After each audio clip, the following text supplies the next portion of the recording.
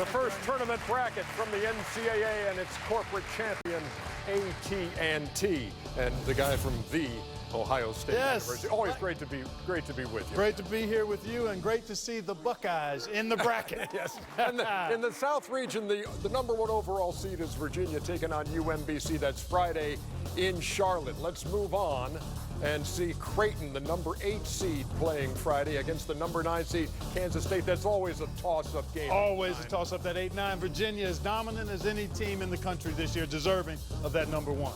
On we move to Thursday in Boise. That's where you will find the Kentucky Wildcats with a #5 seed taking on Davidson. There are Wildcats there.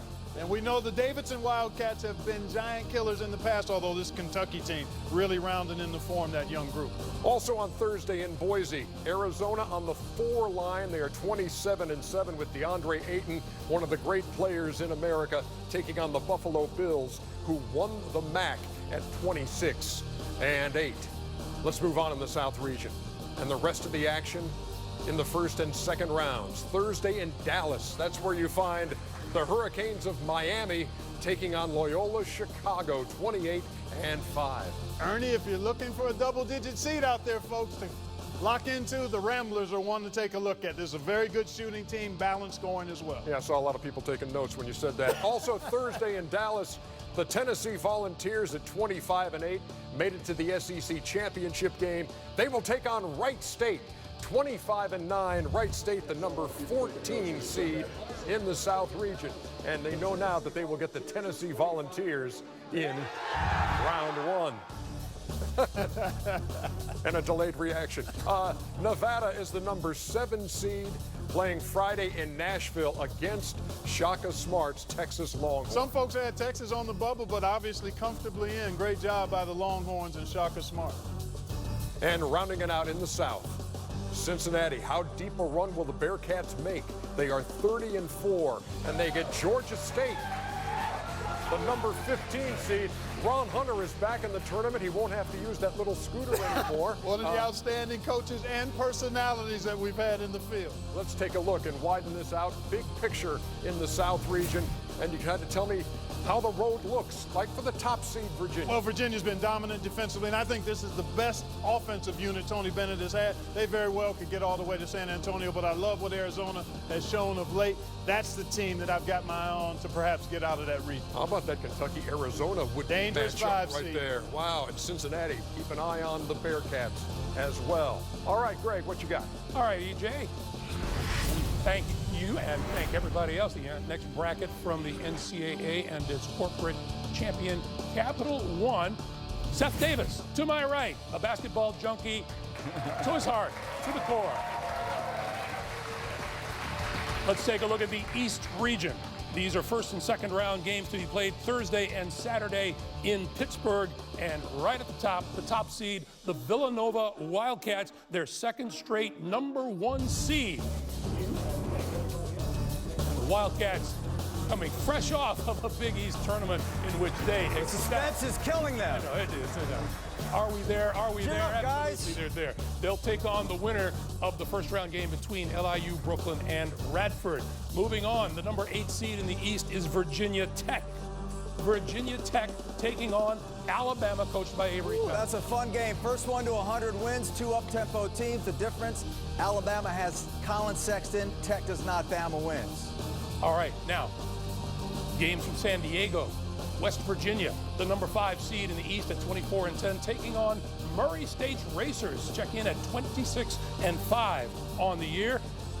And the Shockers of Wichita State at 25-7. They're the #4 seed in the East set, and they will take on 13th seed Marshall. Last year, Greg, Wichita State wins the Missouri Valley. They got a 10 seed. Everybody was mad. They moved to the American, finished in second place. Now they get a 4 seed. That's why they made the move, and it paid off. All right, let's move on down the bracket now. First and second round games to be played in Dallas, Texas. #6 seed Florida Gators at 20-12, and they will take on the winner of the St. Bonaventure UCLA matchup. And you say? And I say right now that the winner of that Bonaventure UCLA matchup will beat Florida. Florida has good guards. Bonaventure and UCLA both have better guards, and Florida's certainly a little bit weak down low. So one of those teams are going to move on. Okay, the #3 seed in the East. the Red Raiders of Texas Tech out of the Big 12, and they will take on Stephen F. Austin. In Dallas, Texas, how about that game? Texas Tech maybe a little bit underseeded. Their best player, Keenan Evans, missed some games. They lost 4 in a row. They may have won the Big 12 if that hadn't happened. All right, let's move on to Friday, Sunday games taking place in Detroit. Arkansas's Razorbacks are there, the number 7 seed, and they will meet the Butler Bulldogs, who are checking in at 20-13 on the year. And then rounding out the East Region play, the number 2 seed in the East, the Purdue Boilermakers. And they will meet Cal State Fullerton. So let's take a look at the entire bracket now. And as we do that, Seth, where do you see your upset specials happening other than what you just talked about? Well, first of all, I think this bracket sets up great for Villanova, obviously coming through Boston. I think that Purdue-Arkansas game is going to be very challenging for the Boilermakers. The Razorback, very athletic. They have a freshman center. Everybody remember this name, Daniel Gafford. I think he can guard Isaac Haas. I like Arkansas to go to the Sweet 16. I talked about Texas Tech, Greg. The issue that they had with an injury late, which deflated their record and their seed, I think they will go to the Elite Eight, where they will lose to Villanova, and the Wildcats are going to San Antonio. Don't hold back. Just be bold. That's hard for me to be opinionated. But all right, Seth, when we come back, the rest of the brackets. The tournament bracket from the NCAA and its corporate champion, Coca-Cola. We'll start with first and second round games on Thursday and Saturday in Wichita, Kansas. The Kansas Jayhawks. How often have you seen them at a number 1 seed? It's the 14th time they've been a number 1 seed, and they will take on, in Wichita, the smart Penn, kids. the Quakers. Bill Self, what Bill Self has accomplished is amazing. All these years winning that conference, amazing. Meanwhile, the Quakers, they appear to be ready to face the Kansas Jayhawks. All right, moving on. Seton Hall will be out in Wichita, the number 8 seed in the Midwest. They will take on North Carolina State, the Wolfpack, 21-11 on the year. To first and second round games now on Friday and Sunday out in San Diego, California, and the Clemson Tigers will be there, the number 5 seed. They'll take on New Mexico State, 28 wins on the year. I got a chance to watch them play last night against an old teammate, Dan Marley. They're better than people think they are. And the other game in this part of the bracket. They're definitely not as good as we think. We're amazing. Congratulations to Bryce Brown and all those guys, Jared Harper, Mustafa Heron. Proud of my kids. War Eagle, really proud of those kids.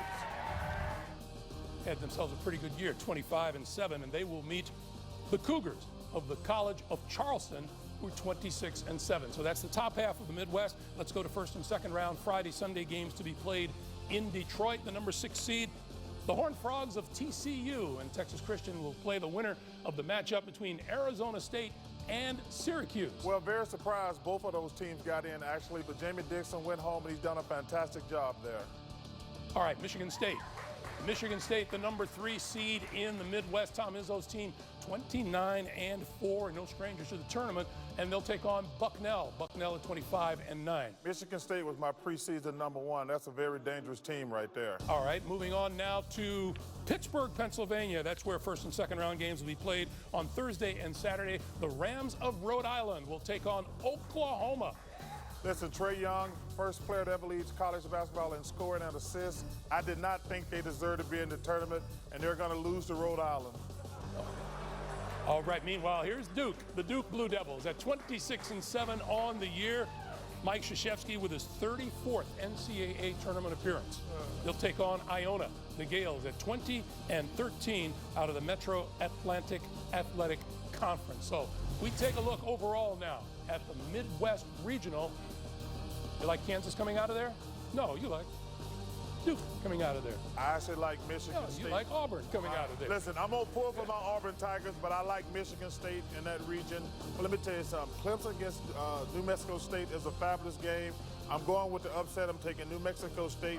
But listen, down here, I'm telling you, Rhode Island and Duke is going to be a fantastic game. All right, Chuck. Ernie. All right, thank you.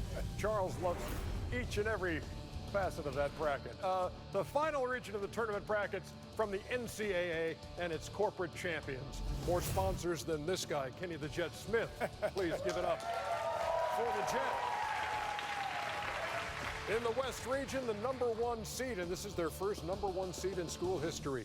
the Musketeers of Xavier, and they will take on the winner of NC Central and Texas Southern, one of those first 4 games. Missouri is the number 8 seed, and there's a question on exactly how the Tigers are going to be faring with one of their stars. Yeah, if Porter's going to help or hinder. You know, obviously a great player, but hasn't been in the continuity, Ernie, so we'll see if he's able to pick it up over this week, getting ready for the NCAA. They'll take on the Seminoles of Florida State, the number 9 seed. Ohio State is a number 5 seed at 24-8, and they will take on South Dakota State, the Jackrabbits, who have becoming a fixture in the NCAA. Oh, but they shock people all the time. Ohio State better be ready. Gonzaga, once again in the tournament, 30-4 for Mark Few. Lost the title game a year ago, and they open up with UNC Greensboro. Wes Miller, shout out. He's a Tar Heel, too. Yeah, Wes Miller, the head coach, in their first appearance since 2001. And they get the Zags in their opener. Yes.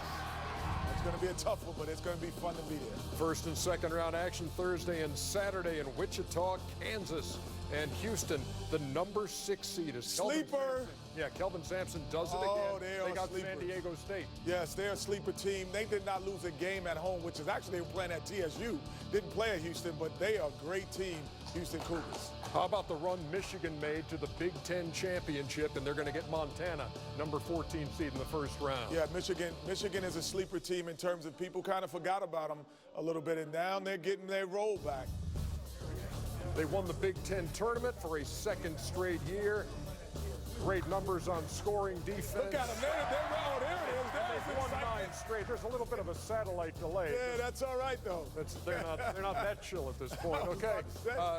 The number 7 seed playing Friday in Charlotte, Texas A&M at 20-12. Taking on Providence. Watch out for Fryer. My guy Cooley's got them going. He really understands the pace of the game. He's always had great guard play over the years, and no different this year. And how does it work out that the last game we talk about involves... Hey, when I say Tar, you say Hill. Tar. All right, that's what a live audience is for, brother. Yeah, you can work a room. They're going to get Lipscomb in the first round, and Carolina looking to become... a third straight Final Four if they can take it. And I'll tell you what, if Joel Berry gets them back to the Final Four, he will be our Christian Laettner in terms of being one of the greatest college basketball players at the university. There's the big board for you, Chet. So take me through it. As you know, Xavier is the number 1 seed. North Carolina, the number 2 seed. How do you see this playing out? Well, we see the heavyweights and we see the guys who get there, but also shout out to teams like North Carolina Central and Texas Southern. Well, Mike Davis has done a great job of getting Texas Southern into that tournament every year, but I still think Houston is the sleeper. Those guys play hard, they play smart, they play together. They are defensive-minded, and they have some great shooters on the perimeter. That's my sleeper team in this bracket. North Carolina going to San Antonio? We'll see you there, brother, without Spurs, brother. We'll be right there with our tar boots on. We'll have our boots on. 3 years in a row, Ernie. We are going to head to a break here. Much more to talk about. Much more analysis. Some big-name coaches will be joining us for interviews. It's all coming up on the 2018 Selection Show on TBS for the very first time. Thanks for being here.